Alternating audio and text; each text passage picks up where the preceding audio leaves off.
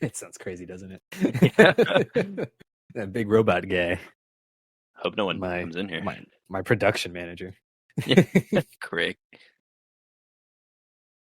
Leave Craig out of this. Does everybody know not to No, we'll pop see. in? I mean, I could always cut Edit him that out. out. Yeah. We're just like, get the fuck out! Get the fuck out! Get the fuck. Were you allowed? Did I say join? Read the sign on the door. We're on the air. Local moron cannot read. Anywho, hello, ladies and gentlemen, owners and fans. I am your host, Johnathan, the Cutoff Man Silva, here with you live and in recording. We got a great guest for you today to introduce the one, the only, Gunnar Sneed. Yes. Hello. Thank you. Owner, coach, manager of Sugondese Republic Nat'l Team. Now, Gunnar, to my understanding, this is kind of your first year watching baseball, kind of getting into baseball, kind of going knee deep, elbow deep. Yeah. First thing, anything baseball really. I went to a Sounds game when I was probably like 8. That it really changed me, and 17 years later, it's just reawakened something in me. Perfect. And the Sounds AAA affiliate to whoever team. The Brewers. The Brewers. You say the Brewers, and you've told the group kind of what team you've rooted for, and you chose the Milwaukee Brewers. Is there any rhyme or reason, or was it just the Sounds are the AAA affiliate, and that's who I'm going to support? Well, I mean, they're the best, to put it frankly, right? Right. I mean, I'd like to hear you tell me otherwise. Your team is great for now. But yeah, so your kind of first year diving into baseball, kind of seeing the numbers games and all the craziness that happens, and luckily kind of joined at the right time with the pitching clock situation, making games much faster. Instead of a 4-hour game, it's a 2.5 to 3-hour game. Kind of can enjoy it like any other sport, like basketball, hockey, so on. You're not watching pitchers mess with the rising bag or in their glove, and you're not seeing the batter take off his glove and readjust it for the 8th time in a row for the second pitch. So I mean, it's a great time to be it's a great time to be a baseball fan. But you were invited to this Baseball Sucks Fantasy League. We clearly tell you joined, chose a team. What the Sugondese Republic Nat'l Team. What is there a reason you chose the name, or was it just haha jokes and giggles? Well, Johnathan, where some people might see like an immature joke, like haha, Sugondese, I see it's an idea, really, to me. It's a reflection of what baseball's done for me, and what now I get to do for baseball. Oh, wow, there you have it, folks. I mean, you can't judge a book by its cover, and you certainly can't judge the owner for picking his team's name. So we'll kind of day one we talked about it, and then a few weeks later the draft comes along, and in that draft you and I had to kind of call in due to us being out of the city, out of town, out of state. But nonetheless, we were there live with the others. We're gonna go round by round on your fantasy draft. Round 1, you selected Spencer Strider of the Atlanta Braves. Did I ever? At the time, we all thought, wow, great pick, can't go wrong. But Gunnar, something did go wrong. Indeed. Strider, what happened to him? Well, I mean, I'll give you that first night, expectations were high. I thought, look at me, I just landed the best pitcher arguably in the league at number 4. And then 3 weeks in, he was playing his third start, and instead his elbow felt a little uncomfortable. And it was all downhill from there, let me tell you. This man went to the doctor and ended up not being his second Tommy John surgery, but they did say it was like an internal bracing. Nevertheless, my first round pick is gone, just like that. Just like that, you were introduced to the infamous Tommy John surgery of baseball. And boy, did it hurt you. What an introduction. Nothing you could really do about it. Unfortunate circumstances, unfortunate bust of a first. I want to say bust, but it's a bust. And you're not going to see him for the rest of the year. No. Not even on the roster anymore. He's out there in the free agency with all the other injured pitchers on the year. He comes by and visits, but yeah, I mean, he's not. Yeah, is he more of a locker room guy? Does he buy a ticket to see the games for the matchups, or how are you? At this point, yeah. I mean, we let him down in the dugout sometimes too, but okay. Does he work with your bullpen at all, or you kind of just don't want him near those guys? I mean, that is the balance, right? Do you let the injury bug close to him, or do you like quarantine your guys? Well, personally, he is one of the best pitchers in baseball. And injury bug that, injury bug this. I want this guy to, coach up my bullpen if I had him. But I'll have to take your word for how good he is. You do what you must. In the second round, though, you found a young, up-and-coming star in the name of Bobby Witt Jr. of the Kansas City Royals. Now, Gunnar, tell me why round 2 you thought this is our future. This is a cornerstone of the baseball team. Well, in all my research of looking up fantasy player rankings as the draft was going, because I didn't know what I was doing past who Spencer Strider was, I kept seeing Bobby Witt Jr. His name was like in the top 3 to 4 players. And I've landed him at 13. I was like, this has got to be good. This has got to be my guy. Besides Strider, of course. But now he is the guy. He is your guy. 100% rostered, 99% started. And boy, oh boy, has he pulled through for you this year so far. Already over 200 fantasy points, averaging 3.7 a game. I mean, is the ceiling higher? Or should I say, is his production higher than the ceiling you initially put on him as a first-time viewer, first-time baseball guy? Is he exceeding your expectations as an owner? Oh, absolutely. I mean, he's a top 5 point getter in the league, and co-hitter of the week on Ground Rule Trouble. They don't just give that to anybody. I can tell you firsthand, they do not just give that to anybody. I've had a couple, one guy, but he's kind of your go-to, right? He's, if your team's down, you look to him. Absolutely. And my question to you is, for your second round pick, is there any possible way for you to trade away your second round pick? Is there any possibility for any other owners to acquire Bobby Witt Jr.? Or, as you said, Bobby Baseball? Ooh. I mean, that's tough. I am on a quest for, I mean, I'm sure we'll get into this later, but I am trying to acquire every 19th round pick. So if someone could offer me the remaining 5, I might consider it. So you're saying 5 19th round picks would get somebody Bobby Witt Jr.? If someone somehow managed to get 5 19 round picks, I would think about it. Holy, well, someone's going to be on a quest. It ain't going to be me, but I know some people are going to try to do what you just said. And I will be flabbergasted if someone manages to pull that off. But yes, Bobby Witt Jr., great pick at round 2. Steal of round 2, in my opinion. But we're going to your third round. In your third round, some would say MVP caliber type of player. Maybe a year ago, 2 years ago. We'll see this year. But Fernando Tatis Jr. of the San Diego Padres. How did you feel once you saw that name fall down to you in round 3?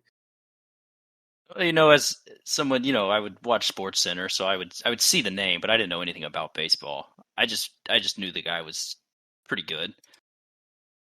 Definitely excited for him to fall to me. I think it was like 20, 21 or 22 is around when I got him, maybe. So that was great to see. Something I didn't realize I was doing that started right then and there was drafting home run or strikeout hitters. 54 strikeouts on the year for Fernando Tatis Jr. It was definitely the embodiment of what my team is all about. It's a lot, but it's the boomer bust type of player, because once he's booming, he's booming. Volume Absolutely. shooter, some would say.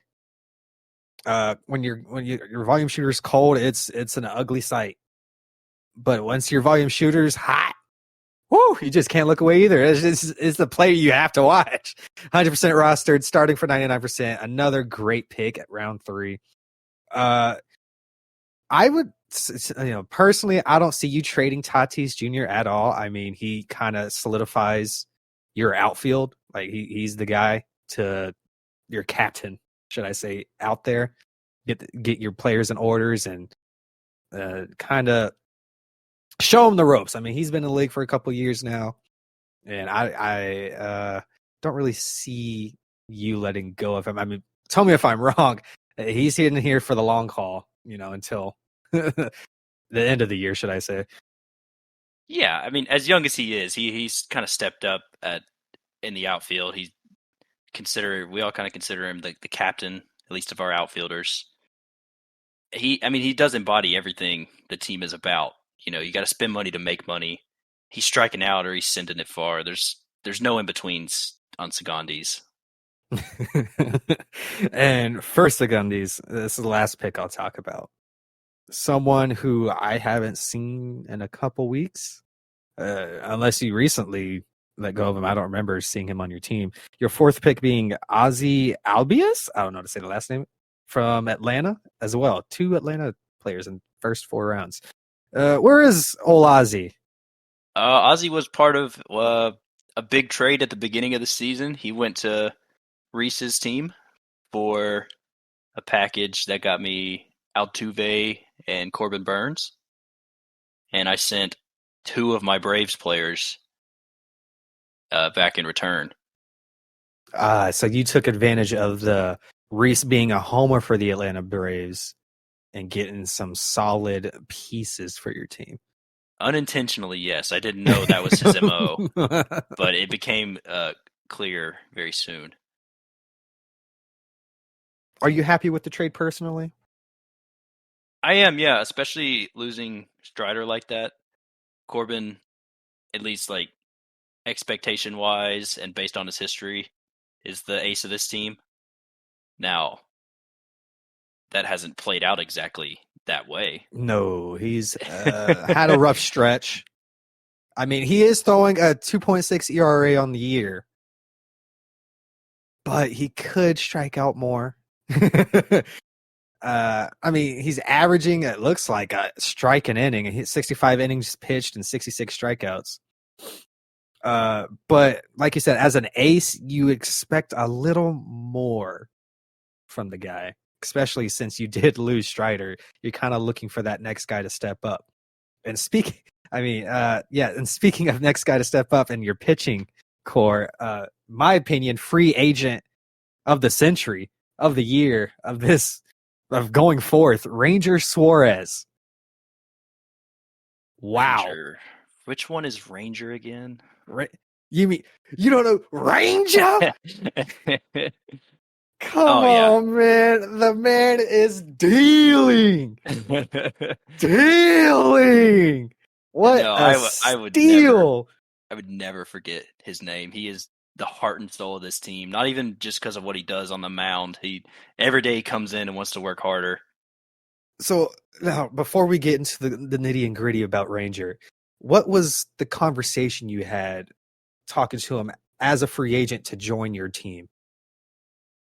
Well, there were a lot of spots open around that time. 5 weeks in, I had lost 5 pitchers to injury, 3 of them for the year. So there was a lot of openings. We were having tryouts. It felt like every day. And Ranger comes in, his first 2 games of the season. I mean, he had already put up, nothing crazy. He started out mid, but he said after that he liked his matchups. We liked his stuff, and it was history from there. It was 100 points plus over the next 4 starts, and I was hooked. I mean, whatever conversations you, the pitching coach, and Suarez had behind closed doors seem to have worked wonders because, man, 222 fantasy points on the season? Holy shit. I mean, I am firsthand. I think I was the first hand witness of the greatness of Ranger when my team seemed to be taking the lead and Ranger said, up, throws 50 points worth of innings throughout 2 games in the week and said, yeah, that was a piece. Dusted off his shoulders and left my team in the dust and said, you're welcome, Mr. Owner. I'll see you next week. Hey, we treat him like a king around here. He, as much as, you want some aces in your other guys, this guy acts like it. He embodies it. Now, are you scared the ego is going to get too big for Ranger? I mean, there's got to be some. Well, you would think in a perfect world, there's no regression, and he, just gets better. But he'll have to most likely come back down to earth at some point. But the Phillies, they're just so good this year. He'll always have the run support. I like where he's at least, even if he's not destined to stay at this pace. For a free agent, this is the perfect pickup. I mean, he had a lackluster game against Colorado recently. Colorado not being really a good hitting team. It seemed kind of Ranger was going through the motions. Call it what you want with what happened in Colorado. That's a good park to hit in, and he definitely got shown up by free agent of the week, Cal Contrell. But I was proud of what he did. He, first 2 innings, he comes in, allows 4 runs right off the bat. He walks 3 or 4. I was watching that game, and I was not a happy camper. But we send the coach in there, talks to him. He turns around and pitches 4 shutout innings and retired, I think, every batter he faced after that, except for maybe a walk. There were definitely no hits after that. So, he started out at -12, and he ended the day at 10 or so with plus 20-point swing. Loss. Yeah. I think ended the day on 9 strikeouts. I mean, sheesh. Yeah. I think you got to take your lumps and have the bad ones in there too. And if that's what the bad ones look like, I'm a happy guy. I'm a happy coach. No, next matchup, St. Louis and the Mets. I think we're good to just keep letting him do his thing. He's not showing us that he needs to change anything right now. We'll try to stay ahead of the workouts and everything, but I like where he's at. This week for you, we have a matchup of the week facing the Commissioner. Yeah. Kind of a big matchup. 2 up-and-coming teams kind of getting their wins when they need them, when they're supposed to, should we say. Let's see here. You're missing up. You're playing Big D. What's the scores right now? You are up 28-15 after 1 day. Are you scared for the rest of the week, or do you think you got this in the bag against the Commissioner and his team? Yeah, nothing crazy on the first day. 28 points it was one of the lower scores, but neither of us really had any pitchers going. I mean, you could say I had Blake Snell if you wanted to, but I don't know if I'm counting him back. He's still working his way back. So, I mean, I like our chances. I mean, winner gets the East for another week, so we got to play for that if we really want it. I'm looking at your comparisons here. Yeah, you've 5 innings pitched between the both of you, so we've yet to see the bullpen go at it. but I'm very much looking forward to seeing your bullpen in action that you've rebuilt completely. It's a beauty to see what you've done over the weeks. And is there any potential, like, is this solidified, or are there still names out there that you're going to be swapping in and out, kind of picking up as you go? We're pretty set in stone. I've got 2 spots that fellas can kind of flow into and out of here. But other than that, I'd like to see what the rest of these guys can do. Give them a chance. And I know we went over Ranger and how great of a pickup what he is. Is there any other player that kind of surprised you via either draft or free agency or trade? Yeah, I've liked Jesus Luzardo a lot. Coming out of the draft, he had some pretty high expectations. Scored 400 points last year. Was the ace of that Miami team. Started out the year pretty slow. Kept some faith in him. A lot of trade offers for him. He was a commodity. Then games just get worse and worse. Then he gets injured and out for almost a month. But since coming back, he's been a different man. He looks like he's in last year's form. Yeah, So that's been great to see. Couple starts have been fantastic for you. And last game he hit the pitch count of 100 pitches. If I'm reading that, yeah, 100 pitches. Do you want to see him hit 100, or would you like to not see him hit? I mean, he got you 27 fantasy points. He shut him out through 8 innings. Do you want to see that as a consistent basis, or is this kind of like a one-time thing for Luzardo? Well, I had the pleasure of watching that game because he was pitching against my Brewers. So I had Peralta, one of my other guys, facing Luzardo. So that whole game, I was in heaven. They pitched a 1-0 game. They both went 8 innings. I was living it up. If he's gonna play like that, it's completely fine to go 8 innings because that's what 100 pitches in 8 innings is. That's just something my team does not do. Right. Blake Snell hit 100 yesterday, and he pitched 4 innings.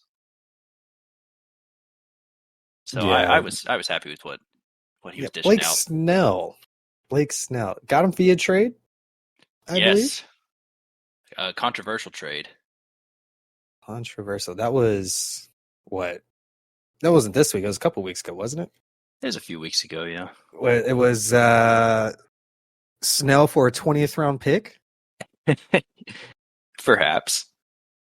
Some did not like the 20th round pick for a premier pitcher, but as you said, Snell's just really out there. He's not the premier guy everybody thought he was going to be. A good friend, Daniel, commissioner of the league, has an article up, and he says Reese was the loser, and you're the winner for getting the Cy Young winner. Do you feel like you've won this trade so far? I think if he comes back into form, it'll be a win for me. But 5 games into the season, he still has -7 points, and his ERA is at 10.4. So if this is winning, well, it's not great, especially with matchups against the Yankees and the Rangers on the horizon. This guy is if he's gonna produce for me, it's gonna be further down the line, to be sure. Now, does he have kind of a warning, or I don't know how to put it into words? Is his job on the line these coming next starts for him? I would say no. He just due to his pedigree and the fact that historically he's gotten better as the season's gone on. But it is nervous to watch him. I mean, continue it's like, well, who are we going to get today? The Cy Young winner or Blake Snell of today? Yeah, well, 5 times in a row, it's been the latter option there, but you got to hold out hope. So we've, I mentioned before, Daniel writing a great article on the trades of the year, and we've had you were kind of a name that popped up alongside others, the most being Reese. He's changed his team, I don't know how many times. For transactions, I mean, Reese having the most trades, I feel like, in the league. He's changed his team up. You've also, this past week, had a few trades going on. One of them being Rodriguez in an 18th round, Julio Rodriguez, that is, for Ward Singer in a 21st. Yeah, that was a buy low scenario for me, to be sure. The feel, personally, I mean, yeah, buying low, Ward Singer 21st, Rodriguez 18th. I mean, filling needs, I feel like this is kind of the things you're like, yeah, let me get this guy just to see. I feel like that's kind of what your outlook was. You know, I'm okay getting rid of these fellas, but the draft picks, how did those get involved there? Was it something you requested? I asked for Rodriguez and what the price was, and he'd been interested in Singer, and Ward was a good replacement. I mean, up to this date, Ward has double the points Julio has, almost. He's at like 120 something. And then I just thought I'd ask for whatever round I could get, maybe like an 18. Should have asked for a 19, but I wasn't playing that game yet. Yeah, But send a late one back. I'm still have mixed feelings on the draft picks, but the team, I feel like we have maybe one more conversation as a group to talk about how we're going to be drafting for next year via going over the roster limit or not going over the roster limit. I don't know if we had a final decision. Do you remember having that conversation with the group? The commissioner definitely spoke on it, and it seems like they came up with a good plan. But I am not confident enough in my understanding of it to relay the details. Well, I think it'll be another week or two that we get the ironed out details. Maybe when the commissioner or Daniel gets back onto the podcast, he can flesh out any more rule changes, anything like that. But your next trade being 19th round for a catcher and a 21st. The catcher being Jeffers. Yeah, Ryan Jeffers. This was part of my change-up of my team. I was listening to the numbers last week, all my strikeouts, and it really hit home. And it signaled to me I needed to make a change. And you might say, oh, but you traded for Julio, who has more strikeouts than anyone on your team. Mm-hmm. And that's just a one-off. That I'm buying low on that. His potential's too good. But sitting with your theme and buying low, basically. Yeah, you know about that. But just trying to lessen out the strikeouts here. Jeffers was hitting home runs. He was double-digit home runs at the time I traded him. He had more home runs than my starting catcher in William Contreras, but the strikeouts were worrying me. Jonas had been asking after Jeffers, and I figured, why not now? I've got some people coming back from injury. I think I've got a good replacement I want to get. So asked around, packaged a deal, got a 19th, and that set me on my 19th round addictions after that. Yeah, kind of seeing a theme here from the past week. You're kind of involving a draft pick in every trade you're doing. It's good leverage. I mean, I can't disagree having leverage in a draft. I mean, do you plan on trading your draft picks during the next draft? Is that a potential, or is this more of a hush, you wait and see? I mean, that is an interesting idea, because I wonder what 8 19th round draft picks could get me if it all goes to plan. Jeez. I mean, that is something, we're still in the season right now, so even the GM we're focused on getting through that. He did a lot of work. I was part of that, but just getting the pitching refocused after all the injuries. So we have a little bit of time till we're worried about the draft. And your last but not least, also involving a 19th round pick. Of course. You let go of Lopez, McMahon, Matos for Stephen Kwan, John Gray, and another 19th round.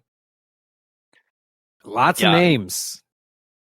a lot of names. It was a big trade. That was, I think that was the last big effort to get the strikeouts down on my team. Sent Atlanta pitcher to Jake Mm-hmm. and the young guy Matos, who's been tearing it up since he got the call. And then McMahon was the one that hurt. He and I have had pretty often on history in the league. I think I've picked him up and dropped him 7+ times. Jeez. But in the past month, he has just been on fire. There's been no reason to You even think he think took about it dropping him. personal? He took something personal, and I was happy that I was the one that got him back while he was taking it out on the rest of the league. Right. Kind of more of a proving himself type deal. And getting Stephen Kwan, outfielder for Cleveland, kind of, like you said, hoping to see, he's only, 11 strikeouts on the year? Yeah. Kind of looking for his leadership and his kind of expertise to help your guys out in batting practice and where to look and where not to look, where to swing and where not to swing. The ceiling for Kwan, you feel like he can go up, up, up, or is he more of your steady Eddie type of players? Like, is he the spark plug, or is he kind of your rock? How do you see him on your team? I like him more as the rock. I mean, he was putting up, not that rock, but the rock of my team.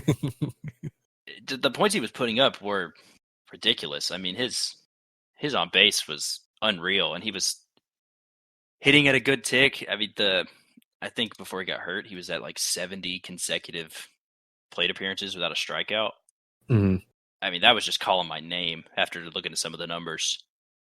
I had to do anything I could to get him. Yeah. I mean, to get away from your status quo, I feel like this was a great pickup for you. Because, I mean, hearing here and there you comment, man, having 17 strikeouts on the day is not fun.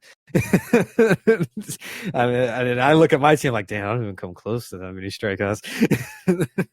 It's not fun to think about all the points we've given up in the strikeouts. Right. Is there any potential future where you hire a new batting coach, or are you sticking with your guns? I think we have to see how we do once this team is healthy. Yes, you are getting players back. Lots of them. Kind of some solid pieces in Stephen Kwan, Royce Lewis.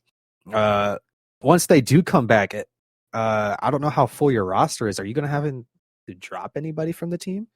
We're going to have a few moves to make, for sure. If you don't mind me asking, who's potentially going to bite the bullet when they do get healthy? I mean, it is a tough call. The direction I'm looking is one pitcher and one hitter. Mm-hmm. And then we'll have to go from there because I've got 2 more pitchers coming in after that. Well, at least Ranger knows he ain't going nowhere. No, he's comfortable. Nice and comfy. But there was major news, shocked the nation, shocked the baseball world, of our fantasy drafts number 1 pick, Acuna, tearing his ACL, out for the year. Oh boy. Tyler, new agent on the block, or new owner on the block. He bought in saying Acuna's my cornerstone. He's gonna get back into shape, back into form. And the most unfortunate thing happened, and he is no longer going to be playing baseball for the rest of the year. How would you, if you were in his position, kind of keep your guys in tip-top shape and not kind of slump off for the rest of the year saying, damn, we just lost the best player on the team? I mean, that's a tough situation. And, you know, as a fellow first-round pick loser, I do think it is important to keep your guys on track, but also to refocus your team and look at the positives. Not that there's a whole lot of positive to losing your number 1 pick, but he wasn't even your best player by a long shot. Yeah, many considered him a bust for this year. A bust of a first draft pick in fantasy. Wasn't really MVP caliber as he was last year.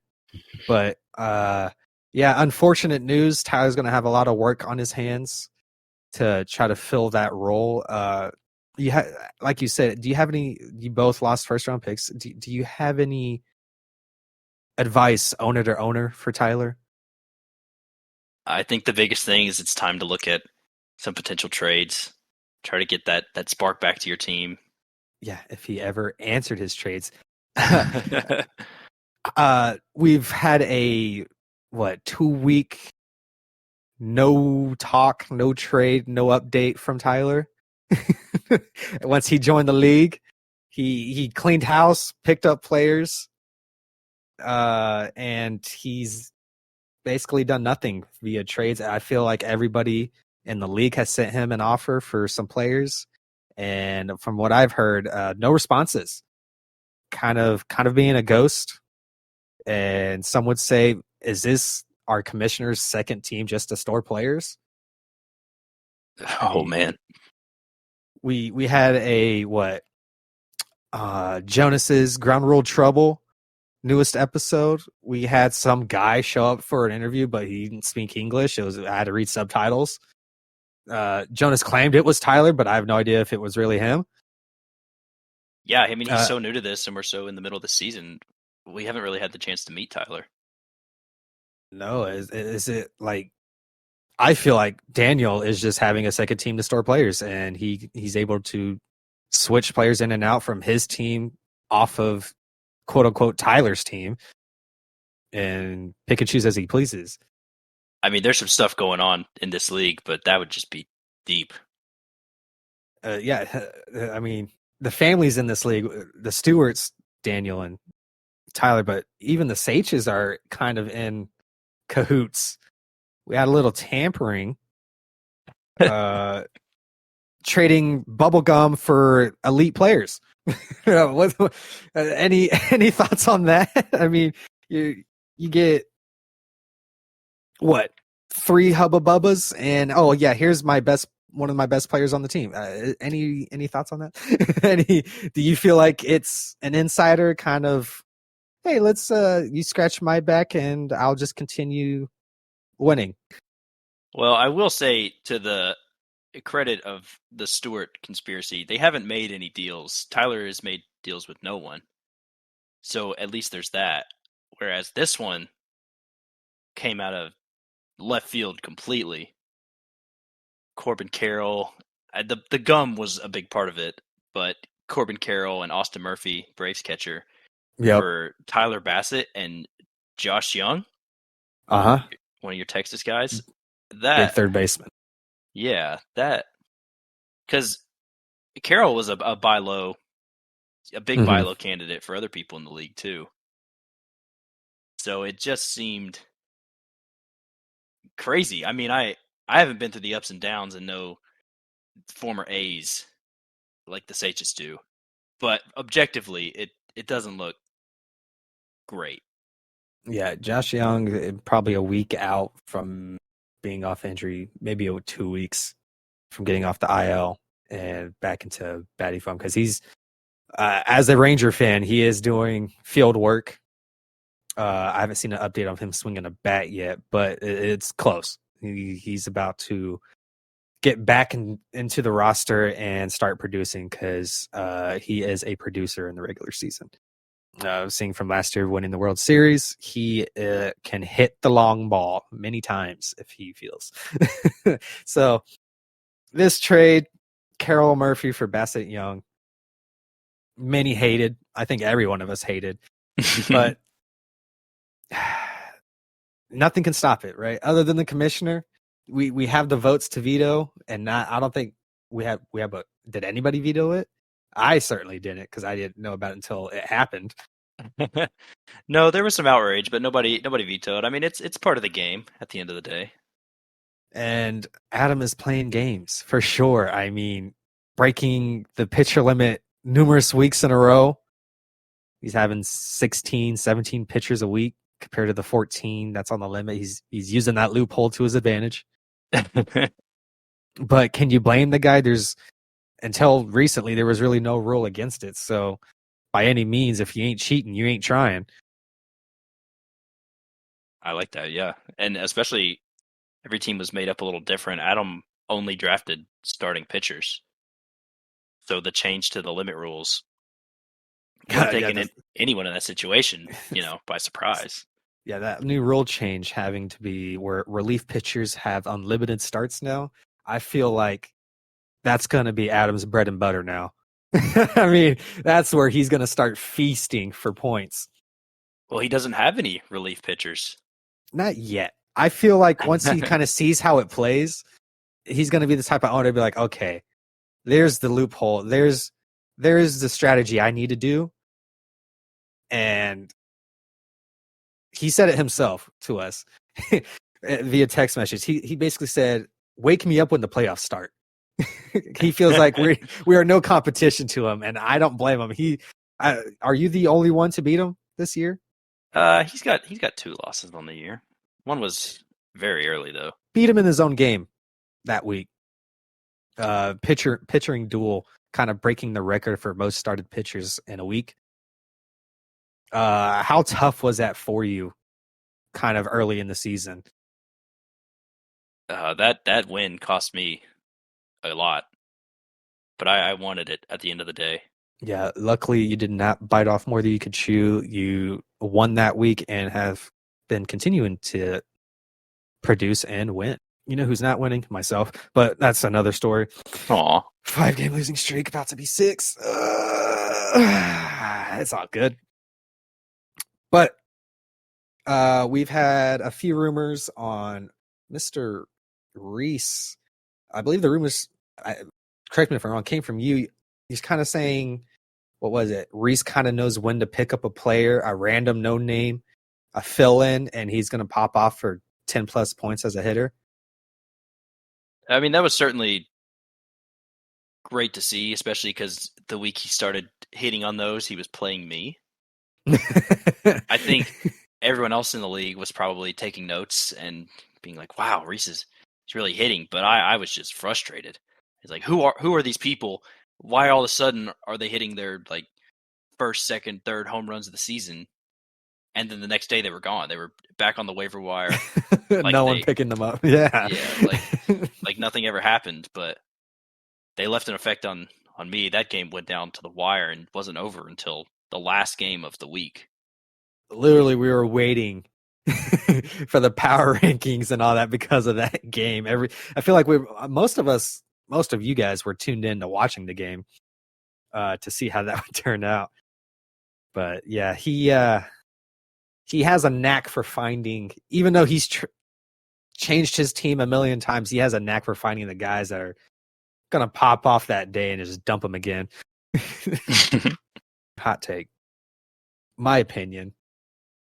I'd love to hear your thoughts on this, but Jake, the final finalist owner, not really caring about the team, in my opinion. I don't think he cares.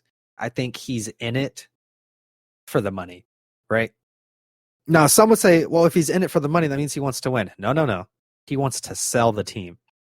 But he's building up the repertoire to sell it. I mean, you've seen it. Past weeks, he's had illegal rosters to where he wasn't getting any points. He somehow, some way got a few, but no points. He forgets to put pitchers in, if any. And some days he has 2 players, or like 2 to 4 players on his bench playing, and he doesn't put them in to fill in for the guys that aren't playing. I mean, from the outside, it doesn't look great, and you could call it what you want, refusing to drop some players compared to others if it's loyalty or trying to maybe find them a new home. You can't. The deal falls through at the last minute. But it's every deal. His trades, he wants the best player, like not the best players, but like the second, third guy up off of your team and onto his. And I feel like he's doing that so he could sell the team for a higher price. He's like, look at all these great names I got. Show me the money. Like myself, Jake is a rookie manager in this. And he doesn't even have like a fantasy sports background. This is his first soiree into this dance, if you will, period. And there's just a lot of balance that goes on here. I mean, you're at practice, you're on the phone with trade deals, you're on the phone with marketing, you're scheduling trips for your guys, scheduling practice sessions for scouts to look at players to add to your team. I mean, this job never ends. And it's there's a balance there that I think Jake just has to find. I mean, I I agree. Yes, first time in fantasy world, first time really paying attention to baseball. But him having comments of don't care, big brain, and most of all, womp womp really doesn't help his case here. Definitely his MO this year. Oh, you want to do this trade? Too bad. Womp womp. Oh, you think I should drop this guy? Womp womp. That's all we're hearing. I mean, he should just change his team name from the final finalists to Womp Womp. Hey, don't give him any ideas. Hey, you can have that one for free. Jonas really is on the up and coming. I can feel maybe a 4-5 game win streak coming from Jonas. You think he's the hottest team right now? I think he's going to be the hottest team. Not right now. I think you're the hottest team right now. It's between you and Adam. Yeah, I feel like Jonas is going to be in the playoffs. And I don't know if you noticed, speaking of the playoffs, our commissioner changed it from 6 teams to 4. Yeah. Taking half of the league away from being into the playoffs. Do you agree with that kind of rule change? Do you feel like 4 is the proper number out of the 8 teams in the league? So I feel like I could say this. I was part of the ownership, lucky enough to be called to that commissioner meeting, and we had talked it out. It seemed like we were trying to reflect more of how the MLB, the current baseball situation looks, agree with it or not. Most of the league does not make the playoffs. So I think our route there was to say that the top 6 teams of the league shouldn't have a chance. Like, did you really earn a spot in the postseason if you're in 6th? We'll take it out of context or out of the sport. Did you really make the playoffs if you won the play-in? Like, do you really deserve to be in the playoffs if you have to go to the play-in and get that last spot? I would say no. It should be what you finish the season on, not 8-9 seeds fighting for that last spot. It should be whoever the 8 seed is at the time. I feel like 6 teams should not be the same. I agree. 4 teams, having those extra teams just for, let's say, an injury happens and, oh wow, the 1 seed loses because few injuries happen and they just had a poor week compared to the whole season they had where they had great weeks. Yeah, and just to clarify on top of that the top 2 or the top team from each division will make it, and then after that it's just the next 2 best teams.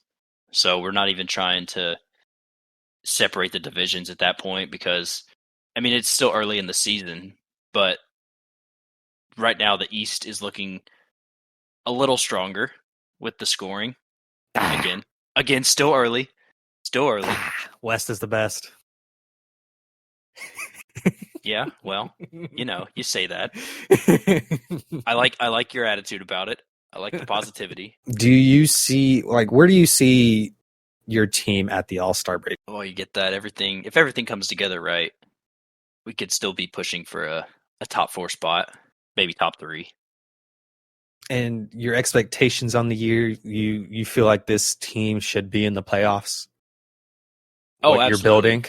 Absolutely. This team has worked. Its heart and soul has been poured into this game. Losing as many players as we did from opening day to week 3 for the year, for months, they have put everything they could into it. The GM, the trades we've made have almost retool this team in the first 3 weeks of the season.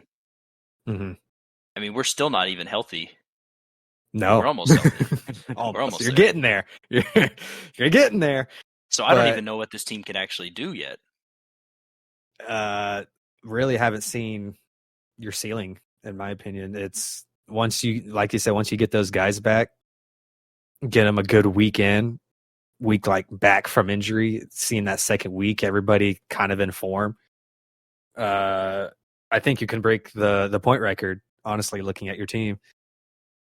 Oh my! But So high expectations. that's kind of my expectation on your team, seeing the rebuild from a disaster start from unfortunate circumstances that you had kind of start winning. That's basically what you did.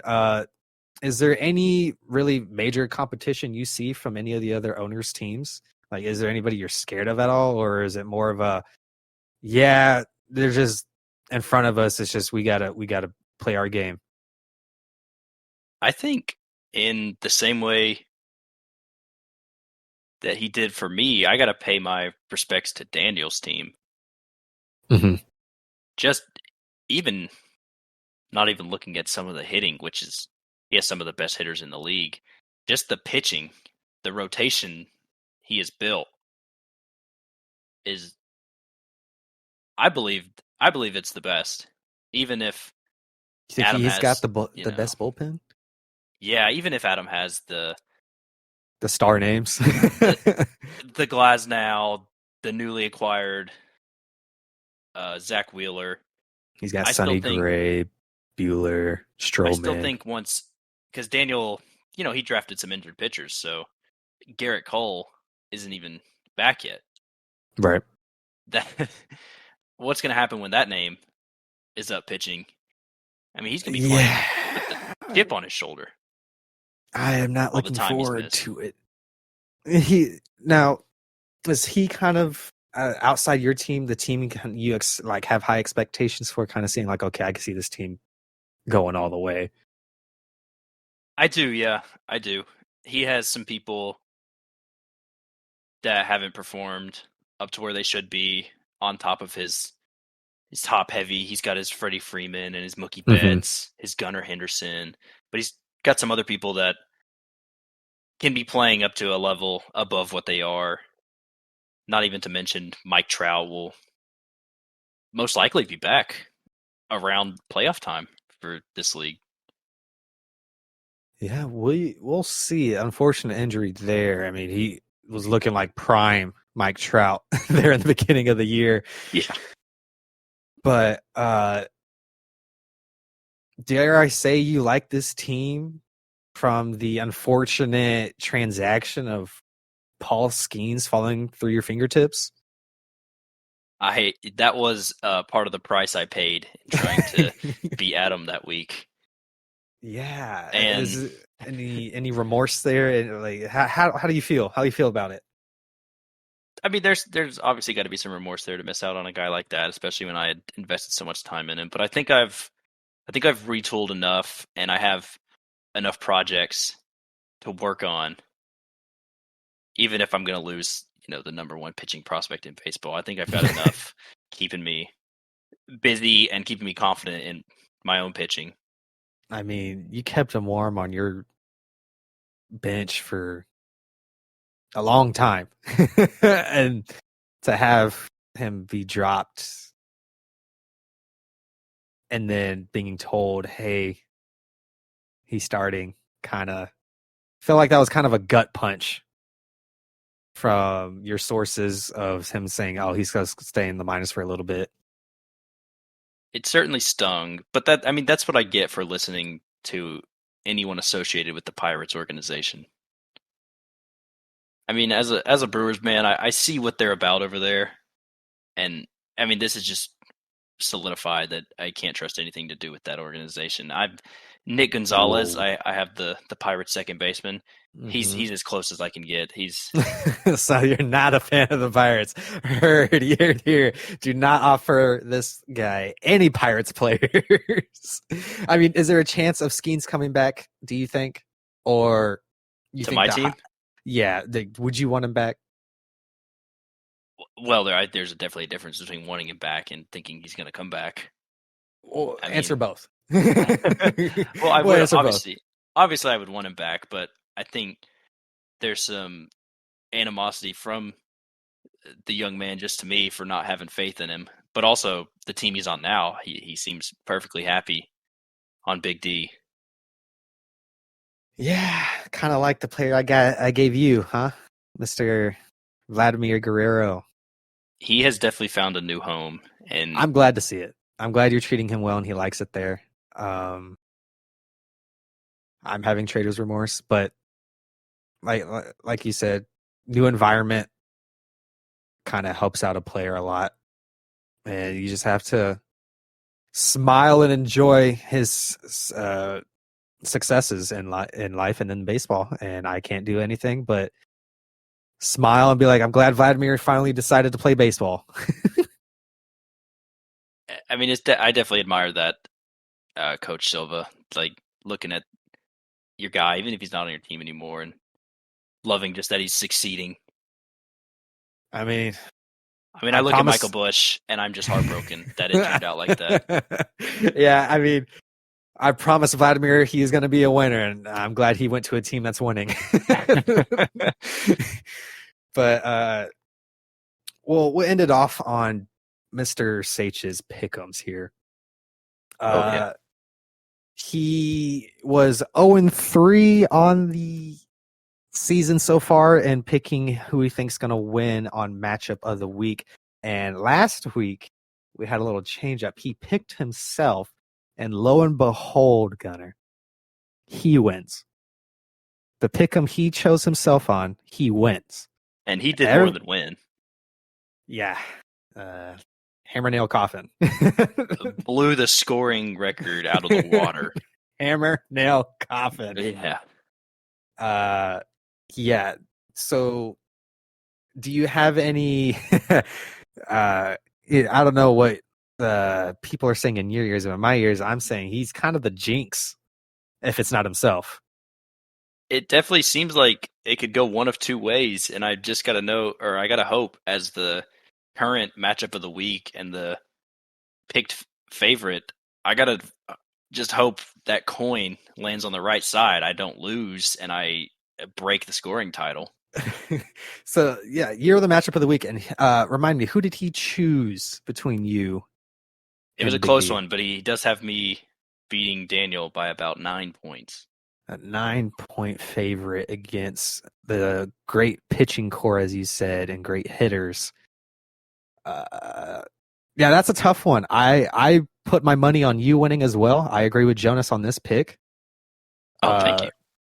I think your team's hot, and they're probably going to stay hot. Looking at what your batters are matching up against and what your pitchers are matching up against. But it's gonna be a tough one against Daniel. Daniel's a solid squad. You have a solid squad. It's gonna be fun to watch when it comes to the Saturday, Sunday watch parties we do here and there to see Yeah. what the week looks like. Hopefully it stays close because no one likes a blowout. We kind of we enjoy a little heart racing, a little competition, kind of like what you and Reese had to the final game. I kind of want to see that action. I want it to be close. The 9 points. I think it's going to be probably 2 or 3 point victor, whoever wins between you Oh two. boy. 2 or 3 points. I think it's going to be a stressor for both of you, and I can't wait to watch. I would be happy to have my week over on like Saturday, like some of you guys have, and not be the one competing down to the last game, the last pitch. That's going to be a doozy. But thank you, Gunnar, for joining me on this great day and introducing yourself and your opinions on the league. And hopefully your team continues to succeed. Take care of Vladimir for me. Any final comments? No, I mean, he's in good hands for sure. But I want to thank you for having me, Mr. Cutoff Man. It's been a pleasure. Tune in next week. We are to have another special guest, Oh my one goodness. who's been begging to be on, and I can't wait for you guys to meet him. Until next time, I will see you guys on the flip flop. Bye. That was fun. Nice. That's awesome. I wonder who the next person is. I wonder as well. Really?